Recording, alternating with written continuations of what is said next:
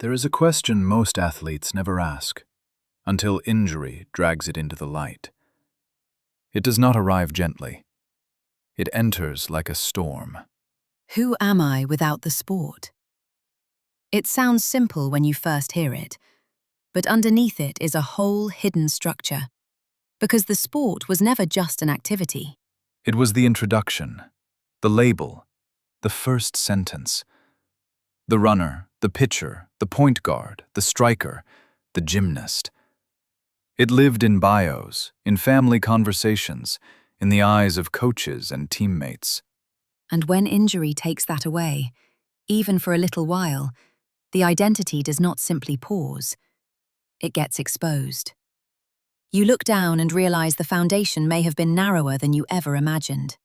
So let us begin with the most important distinction in this chapter. There is a difference between having a role and having a self. A role is what you do. A self is who you are underneath everything you do. And for so many high-performing athletes, the role has been trained, polished, and strengthened, while the self waits in the background. That is not failure. That is the bargain excellence often demands. To become elite, you give your calendar, your focus, your body, and eventually, your identity. But injury reveals the price of that bargain. When the role is interrupted, you are left holding a self that was never developed at the same pace. That mismatch can feel like falling through open air. Not just sadness, not just frustration. It is the dizzying ache of not knowing who you are when the thing you do best has been taken from your hands.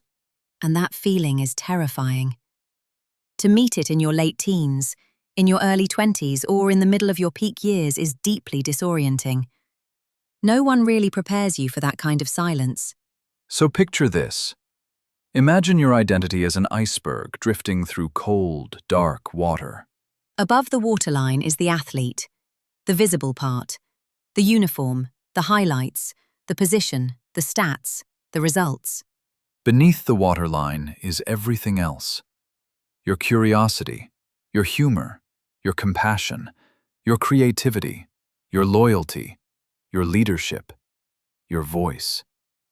The unseen self is larger, deeper, and far more powerful than the world ever notices. But during peak years, the visible tip gets all the attention. It receives the applause, the validation, the praise. Meanwhile, the massive underwater self waits quietly, carrying the weight without being named. Injury does not destroy the iceberg. It only melts the tip. And when that tip begins to disappear, athletes panic. They think the whole thing is gone. But the iceberg was never just the tip. The iceberg is the enormous self below the surface, whole, deep, alive, and waiting. Recovery, at the identity level, is learning to see what was always there. Not because the athlete was fake. It was real. It mattered. But it was never the whole story. There is another truth here, one a little harder to say aloud. Many athletes build their sense of worth on performance. And the world rewards that.